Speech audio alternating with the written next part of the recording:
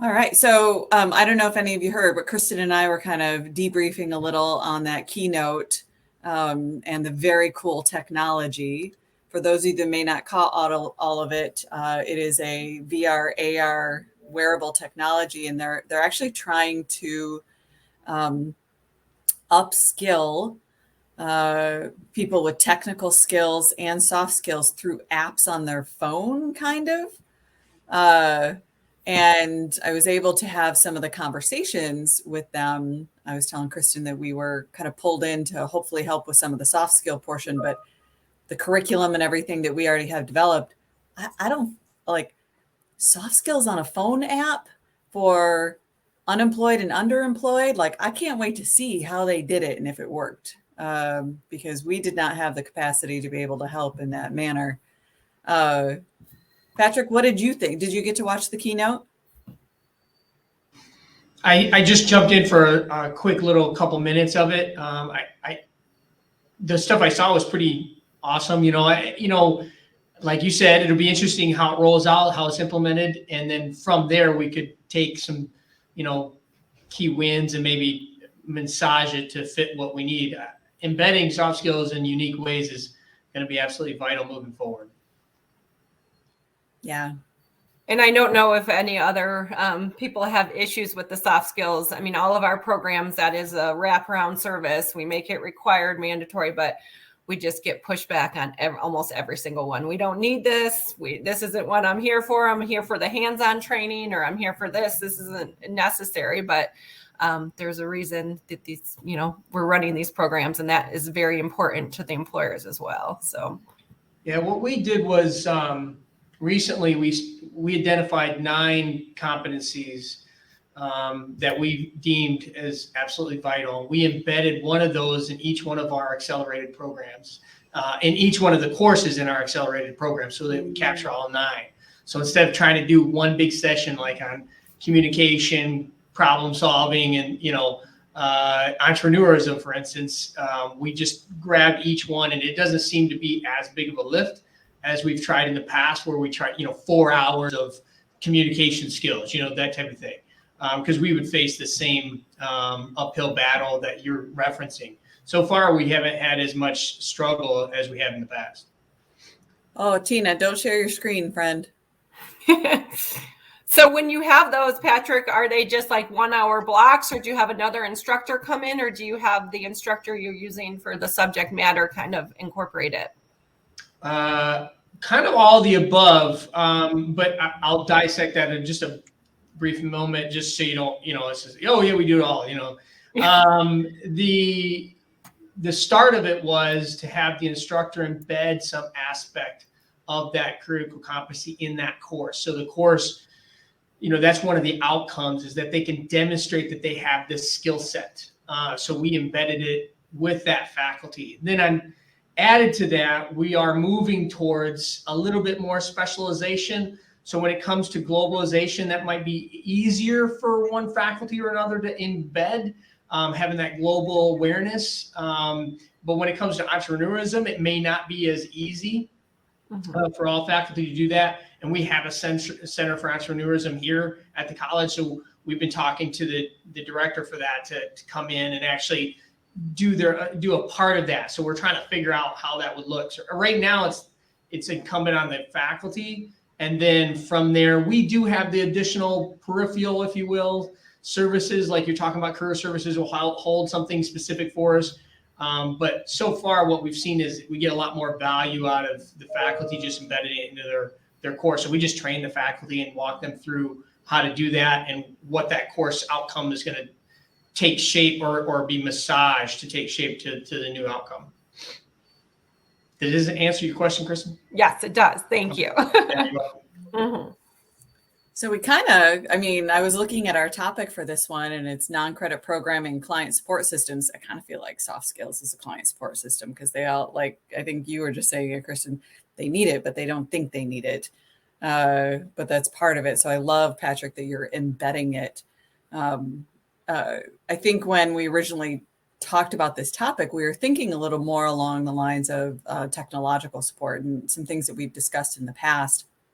So CRMs, registration systems. What do we have in place to support client interactions? I know that at Kalamazoo Valley, we implemented a new CRM led by the amazing Miss Maddie Ish, and it's pretty cool. That's really helped us out pretty significantly. And we're also exploring lumens. And I think, Lori, aren't you like real close to implementing lumens?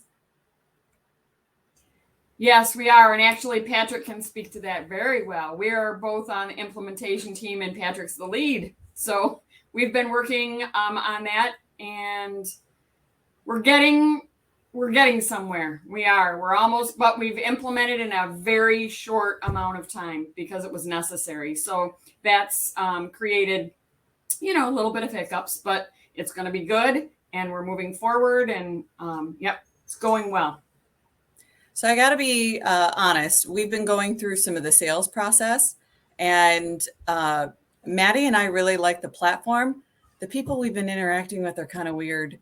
And I kind of want to know the implementation team, the customer support team, has anybody had interactions with the people that we're going to talk to on a regular basis? Because the salesperson we have is a little out there, and had a conversation with the CEO, and he's kind of weird. They shouldn't put him in sales situations. So we're a little concerned about the people end. The system end looks good. How's the implementation team? Are you feeling like supported, or are you like, it's a good product, so I'll put up with this kind of thing? Lori, you want me to take this one? Yeah. Well, I don't want to monopolize the meeting on this one. This could be a larger conversation that maybe we could have offline, where I could give you some real insights. But I will tell you, we had to implement this in an accelerated time frame due to WebAdvisor's lack of support from Lucian and some other internal aspects. So we had to launch it in 2 phases, and we literally had to build it on the fly. And the second phase is actually wrapping up this month. And then we're going to transition from that implementation team to more utilization. The implementation team, your expectations with them, Amy, is going to be critical, because if you're expecting them to come in and customize everything to your environment, that's probably you're going to be disappointed. They're going to show you what the software can do, and then you have to internally decide how to use all of those features or none of those features. And I think a lot of our initial response or expectations was they were going to customize even the training a little bit to us, and that's not how they're going to handle things. The software is great. As an administrator, it gives me things I never had before.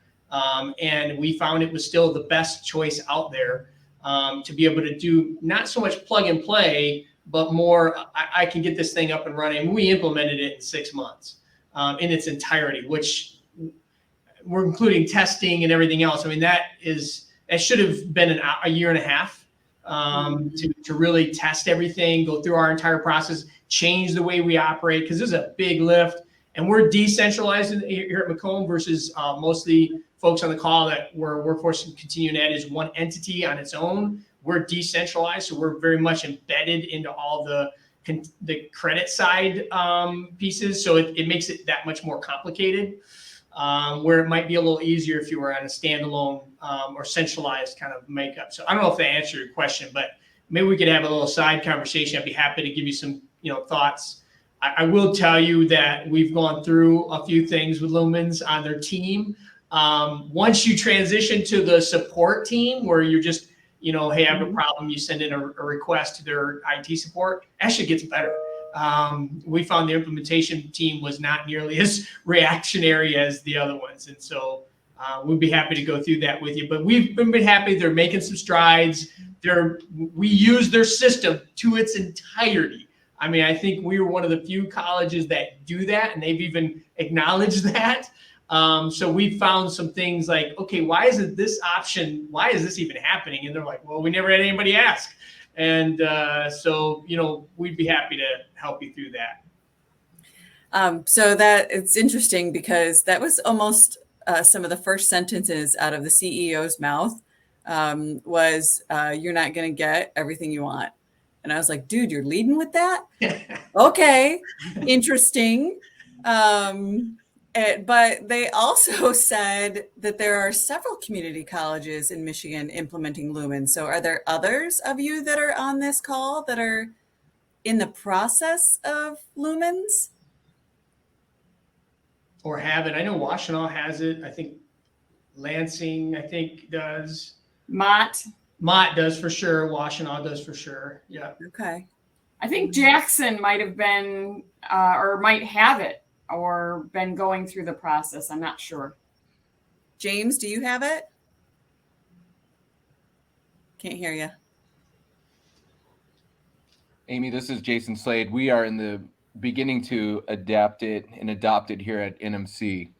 So we'll roll it out staggered starting in January and then full-fledged after that. How's it been for you, Jason? So I'm not on the direct team, but I do have, a part of our group is working on it. It's like Patrick said on there that, you have to go in and customize it. There's a learning curve. There's been good support. There's been regular meetings with their team. If you come in with the right questions, they'll answer it, but they really leave that design part up to you. All right. Why doesn't somebody just make something we need, friends? Like, seriously. Why not just have a conversation with all of us, figure out what it is we need and design that? Client-centered approach. Anyway, sorry. I may have soapboxed ever so slightly. Yeah, that's challenging. So how about, do I remember, and Maddie, maybe you can support me on this. Did they have a CRM function in Lumens? Yeah, they do. They actually just integrated with Zendesk like in the past couple months. So to me, they have, and then before they had pretty robust reporting functionality. To me, it doesn't really offer all the same things as like a full CRM system, but it's all the like bones of what you would need for a CRM, I would say. It does link with Salesforce. They do interact with that and integrate. That was going to be my question. So it does integrate with Salesforce. Because Yeah, that's what we're running into. So multiple platforms for our client services side. Our career services side was using something different. We're trying to all get on the same page at OCC, and we're rolling out Salesforce. But as we look into other platforms now, we want to make sure that they integrate, and we're running into some issues with that.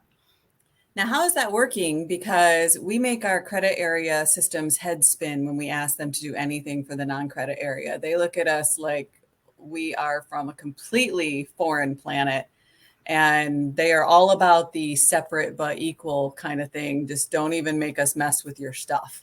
So Salesforce is not an option for us budgetary wise. And I think we have the credit area of the college. I think we have Exact Target.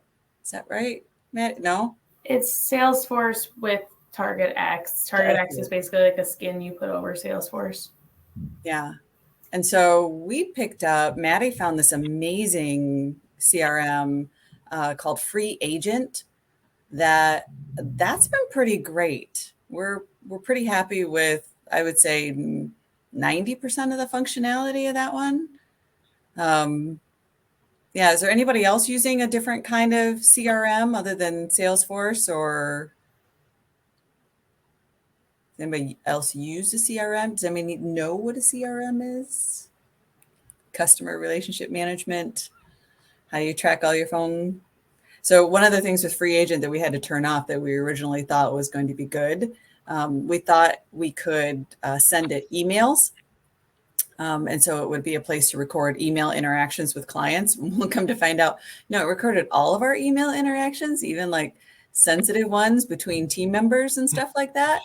So we're like, oh, we need to shut that down until you can determine how to do that, because that was not cool to be able, but that, I'm kind of feeling like that was the only real issue that we've had, but it's super easy, super user friendly, and they great people. Yeah. Okay.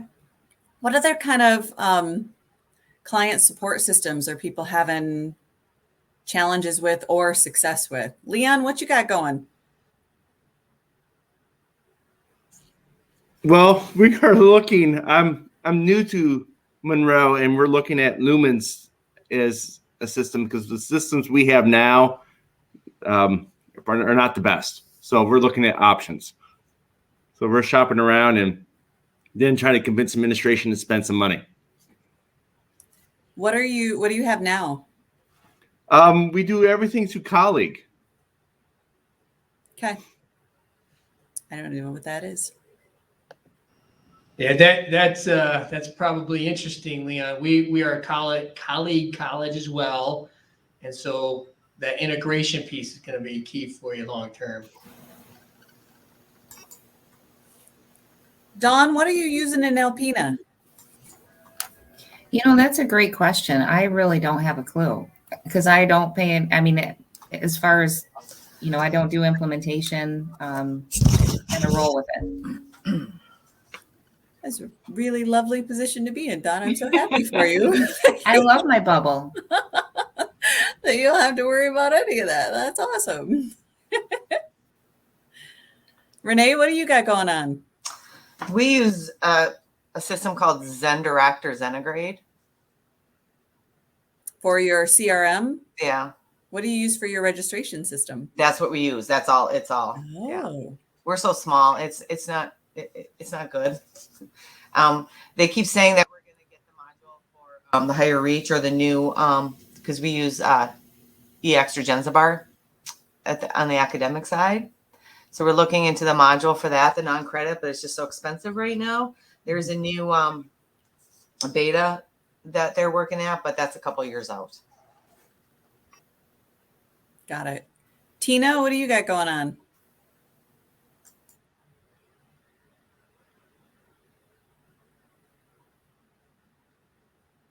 Your microphone, you're not having success there, kind of like James, right? You can, when you go into the settings, I think you can test those. So there's that little gear icon, and I think there is the ability for you, it should come up and you can run a pre-event check and test your microphones, and because you might have multiple microphones going on, but hopefully that would help. Yeah. So registration system, customer relationship management system. What other client support systems? Like, do you have internal processes? One question I had too, as well, is we were looking at a new career services platform for job and employers to post things. Right now we're in the RFP process, and we were looking at Handshake, Purple Briefcase, and then Grad Leaders. Does anyone use any of those, or have had any different platforms they've used for employers to post jobs, interact with students? It seems like a good platform to do interviews and such, hold kind of career fairs for our employers. Hello. Hello. I have experience with Handshake from the student side of it because that's what the university I went to used. And I always had good experience with that from the user side of it. It was really easy. You could upload like all of your job experience, everything in there, and then you would get offers custom to that. So you could create like your profile, and it always worked really well. There's a lot of like functionality for like chat and stuff like that, like contained within the software, which is really nice. So yeah, I liked that from the user side of it. I don't know what it's like, obviously from the other side, but. Thank you. That's helpful. we're just trying to take some of the hands off. So, you know, a lot of times they'll get an employer say, oh, I'm looking for this. Do you have anybody in this area? I have to try to find the faculty member. Does the faculty member have any connections? Or so trying to put it all up in one spot so they can interact and kind of not so much hand holding, I guess. So Maddie, can I ask, did you use it only for job search, or were there other opportunities for internships, for I don't know, what's the capability of Handshake? Because that's what my daughter uses at Michigan State also, and I don't know enough about it, but I've thought a lot about it as far as what we have to offer here, because I do the same thing, Kristen, and it's ridiculous. Yeah, it takes a lot of time and follow up and yeah. So it's kind of like Indeed or ZipRecruiter in the sense that like the employers get, I think like at least it seems like the interface is very similar, where they get like a recommendation based on your qualifications and your major, and then they reach out to you. You can also use it to apply to jobs and reach out to employers, and I used it both ways. And then it also had internships. Like you can pretty much post any sort of like employment opportunity, but I think that would be nice for the hands-off piece of it, because I would upload all my qualifications and then people could reach out to me based on what my qualifications were. And they it also does use too it have a for system the for alumni some- network. So like even as an alumni, I can still get messages through Handshake. And it's something that you can, because we have just community members also join onto the platform we're using right now. So you can open it up to not only students, so other people could kind of use it. And then also the alumni connection. I think that piece is important. And then the ability to have like job fairs and such, because for a lot of our short-term training programs, we have an interview day at the end where we invite employers in to interview all the students and such. And that's a lot of hands-on maneuvering, scheduling and such. And they have these platforms where even they can do in-person and online. So you could have them all set up there. The graduates can sign up for certain time slots. The employers can have it, and it's all hosted on their website there, which seems to be a big plus for us moving forward. Nice. Yeah, that is another separate area for us. The department that works with career services, they are part of student services, which is focused really only in the credit area. And so Maddie and I started a few months ago, we did outreach and we're like, we really should meet on a regular basis. You talk to a lot of employers, we talk to a lot of employers. We should really both talk. And that's been a really good relationship that we're building, to try to have a little bit more of a not united, but a little bit more of a cohesive communication with employers. And because we have tons of them that reach out to us like you that basically want us to be recruiters, right? Send me people. Where are the people? You have a room full of people. I know you should send them to me. That we're magically hiding them somewhere. So I got to admit, that is really nice to be like, oh, you should talk to Mary. Let me introduce you to Mary via email. But just having some of those conversations with them about what they're seeing as well has been really interesting. And I got to admit, one of the things that we kind of, and maybe it was a little bit too far into ideal land, I don't know, but trying to help employers understand how they might adjust some of their practices so they might be a more attractive place to work and they might be able to keep their people, and how to do that. We were, so many of them used to be able to just churn through people, and they're finding there are only so many human bodies. They are running out of people to churn through. And so how to bring that, almost like that self-awareness to employers that, no, it really is you, it's not them. And how do you do that in that client relationship dynamic.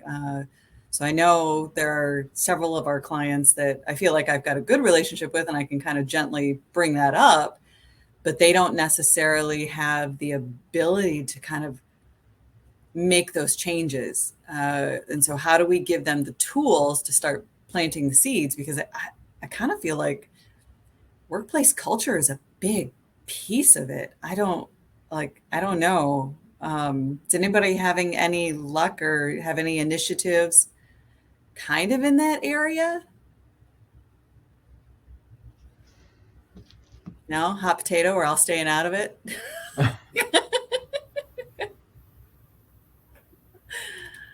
James, did you get your microphone fixed? I have no idea. You did. We can hear you. I just sent Jason a note to see if anybody's listening to me. Apparently nobody was, because I was. You were having a full-on conversation with us? Sorry. Glad you got it fixed, though. What did we miss? What were you saying? Anything good? He had all the answers. Yeah. Just the wrong questions. Our CRM is very loose. We use Genzabar for our, and they try to force us into using that going through.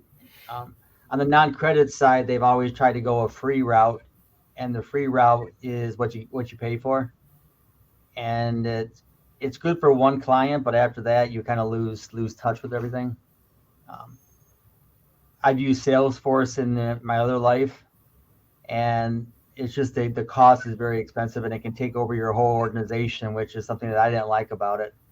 So we're looking at Lumen, looking at different things right now for corporate and the career tech, because the big driving force at the college here is non-credit career tech type programs, which wasn't the emphasis, but now we're building engineering tech, mechatronics, and we want to do it all at once. And you try to tell them you really can't build everything at the same time, but that's not always understood, as everybody in this room probably understands.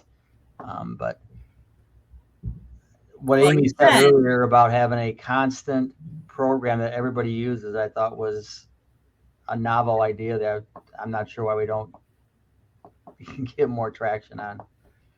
There, my speaker works now. I said a lot. Holy cow. You can have all that, James. You just have to tell them the 3 parts of good project management, the 3 factors, right? Time, money, and quality. So you've gotta, like, if you want, like, those have to be in balance. You can make it faster, but quality is going to suffer and money is going to suffer. And if they're not willing to put any money in, if they like the free version, then you're not going to get the quality. That is definitely going to go down. So those, I don't know about y'all, but sometimes I find it tragically ironic that learning organizations don't seem to want to learn. But that's a whole other probably roundtable topic. So James, have you had any conversations or anything with clients about their need for people and what they might be able to do about it? Yeah, it's interesting. We've just started we put together we have a career specialist, we have corporate community education, and we're going at clients from different avenues. So we started to put a team together where I have a couple engineers on adjuncts now. Engineer go out with them along with the career tech, and it's kind of like a focused team approach. And what's interesting is the couple visits, HR kind of led those, saying, "Where's the employee you're providing me?" They're kind of transferring that assignment to us. Mm-hmm. And this is a friendly roundtable, but when we're in these meetings, they say, "Well, why can't we get employees?" And look out the window, and Culver's is paying $18.50, and they're paying $13.50 for a CNC machinist. I'm not a rocket scientist, but that does have an impact. Mm-hmm. And it's in Northern Michigan. I think, Jason, we've talked before privately on this, is, the wages is a big deal. I mean, you have to be able to sustain, and it's not getting cheaper. And with childcare costs and all the so yes, that was a long blurb for not a really good answer, but it's the dynamics. They're trying to transfer and responsibility for finding people is becoming something that I struggle with. And echoing Jim there, jumping in, we're struggling with that too. And one of our biggest challenges, Amy, has been to manage that relationship with our employers. So because it does become a lot of finger pointing of where are our employees, and then it bubbles up to the top of our institutions, and the next thing you know, you're getting called on the mat because you're not filling some of these jobs. And so we've had a lot of really open, blunt conversations with our employers, not in a bad way, but exactly, gently telling them what Jim's telling them, but then trying to include them in that solution. Like, can we upskill some existing ones? How do you want to navigate this together? And finding that balance, having them in our classroom, but not having 40 employers in the classroom where it takes up all the time or in that training. And it's kind of a minefield that we're navigating. And so, I like Jim's approach. We've done a little bit of that. I was just at one of our major manufacturers, but the conversation always kind of turns a little awkward when they say, well, how many do you have? So then we start talking about apprenticeships and quick training and other things that we could do to navigate that.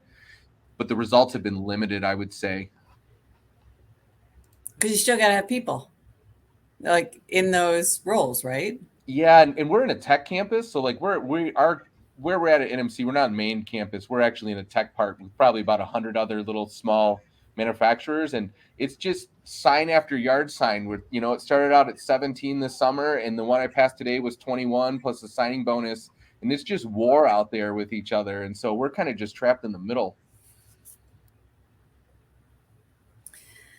Yeah. We're running into the same issue, obviously. And then to have people go through these training programs that we're trying to create the pipeline, when they say, well, why should I sit through an 8-week program when Amazon's hiring with no skill sets at all at $18 an hour doing this? So it's hard to get when the other pay wage, for the CNC, maybe you're looking at $15 to $20. They say, well, why should I even go through training when I can get this job doing pretty much nothing? And it's explaining the career opportunities, the pathways and such, but employers are knocking down the door as well. But we said, well, you need to pay these people more if they're going to bring skill sets to the table. I always wonder if that has something. So I always dive deep into why do people think the way they think? Like, what's the brain science behind that? Like, what is it in their processes that are creating those thought patterns and those things, and also how to have more consideration for others, right? Because I think that's what a lot of it boils down to. I think a lot of executives and individuals that might be making decisions on culture and pay have been so far removed from being financially insecure that the wages that sound like they're being paid now compared to when they were just starting out sound huge, but they don't have to live on those wages. And I'm sure would struggle if they were like all of their savings and all of their perks and the wealth that they've been able to accumulate. Like I think there's this big disconnect with that. And so how do you help an individual see somebody else's perspective and find some value in that, which goes into like psychology and all that weird stuff. And so I try to think like, how could we do that in a way that actually feels more like a partnership? Because I think a lot of people, when you can get into that realm, the suit of armor shoots up and there's defensiveness and lack of self-awareness and things like that. So how do you gently tell somebody that, might own a sports team and a boat on a lake, and that really $20 an hour should be like the minimum you're paying people kind of thing. There's data and having a little compassion for that. and also being open to change, because as humans, right, our brain is kind of wired to how simple can we make it? How easy can we make this? We don't have to think about it and get complicated and get messy with all the human stuff.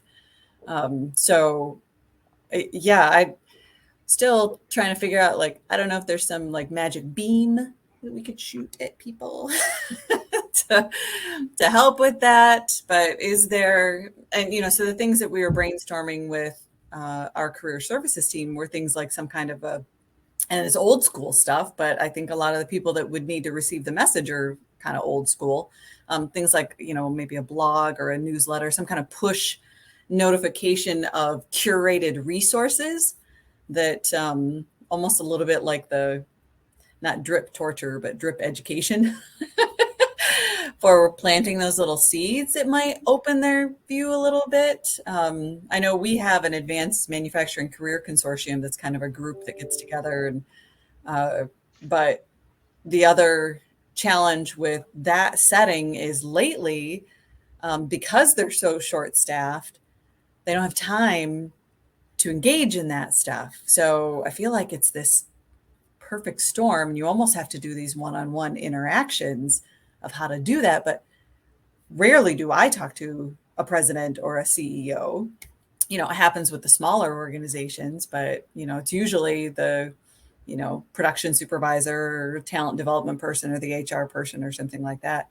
Has anybody had, or do you have any thoughts on doing that, how to reach, you know, be, I guess, a little more efficient in our communication? How do we start helping change some of those mindsets in a way that feels more collaborative than manipulative? Boy, I don't.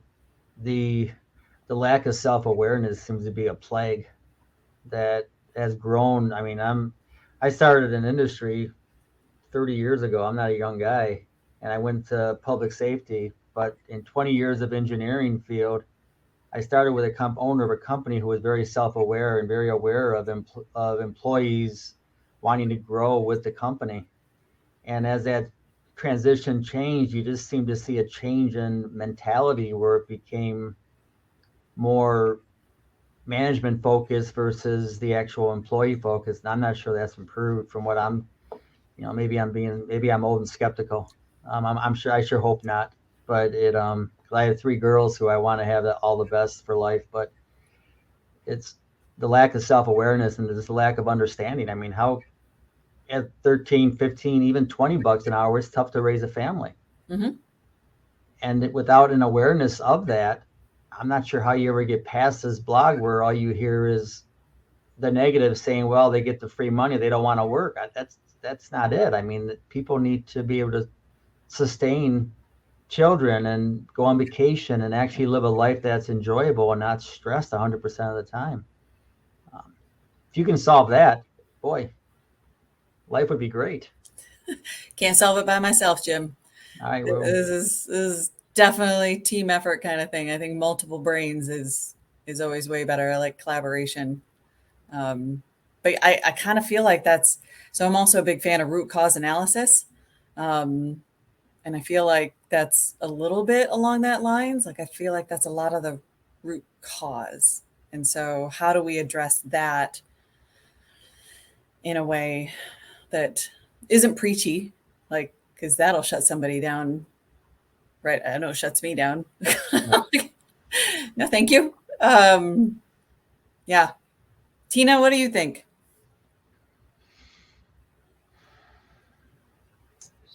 Hi, I'm back in business. The workforce area is Barry Kinsey. I think you know, I don't know, I think a lot of you know Barry Kinsey, but I'm not in the workforce. I do more of the non-credit lifelong learning. So I don't know that I can add any more meaningful content than what you have so far, but yeah. I thought he was going to be here today, but I don't see him. I think he told me, he sent me an email, said he was going to be out of town. Did he? Okay. Yeah. Yeah. Because I know he's the one that's connecting with employers and having those conversations. So, yeah. So with lifelong learning, is it more life enrichment classes? A little bit of everything, but yes. Yeah. So I'm doing all of the, some professional development, personal interest, the whole full gamut, but Barry is the one that's connecting with employers and customized training. So we're different in that regard, if that makes sense. Oh yeah. Yeah. But do you use some of the same client support systems? Are you all in the same like Yes, we use the exact same one, which Leon is the new dean of our division. So colleague is what we're using, which I've been here a long time. So we've been through the motions of trying to acquire a new platform, and it's been a struggle because of budget. So it's a big dream. I hope. But I don't know. We've looked at quite a few over the years, and then Lumens was the most recent. So, yeah. But I'm a little leery. I'm hearing some things that's making me feel a little nervous. Well, but like Patrick said, and like we're finding technology-wise and system-wise, it sounds like the best solution, even though it's not ideal and it's not perfect. Yeah. And so it's almost like a settling a little bit. And yeah, I don't know why it would be so hard to just build us what we want. I don't feel like we could tell them exactly what we need. Very specifically. Maybe the more colleges that get involved and are using it for the non-credit continuing ed, maybe they'll have the ability to adjust and change things, because I'm sure if they hear it from so many sources, they're going to have to do something, right? I would hope. I don't know. After the conversation with the CEO, I don't feel like he's into that. I'm not so sure about I'm going to send the free agent people over there because they built us exactly what we wanted with no questions. So maybe if we just get them to chat, they'll figure that out. They seem to be, and not the CEO level, but they definitely seem to be listening to what we're saying, and starting to make some inroads. In fact, one issue we mentioned to them, they already have a development team working on it. So you'll find that will actually be a little better. And the more institutions that use the software to its fullest extent, again, a lot of their customers have small workforce development groups. They don't have very much complexity. They're not using accelerated programs as often. They just don't use the software to its full extent. I think more folks like us that use it, and it's, for what it could do, and they keep putting on the wish list and keep pushing the development team to move forward, I think you'll see a transition. We've been pretty happy about what already moves they've made to be able to suffice what we're looking for. Way to end us on a hopeful note, Patrick. That is a happy, hopeful, rosy sunshine outlook kind of way, because we are at 9:59, friends, and this is to 10 o'clock. So I definitely want to make sure that you have time to do whatever it is you need to do, a little biological intervention, maybe jump in. I haven't done that networking thing yet, but I'm really intrigued. Like, that sounds like a happy place for me to just go in and like meet new people. And wow, so I'm definitely going to be jumping in there at some point. And I think the next session starts at 10:15. So it was great to see everybody and talk. Hopefully we'll talk again. And yeah, bye. Thanks all. Bye. See you. See you, everyone.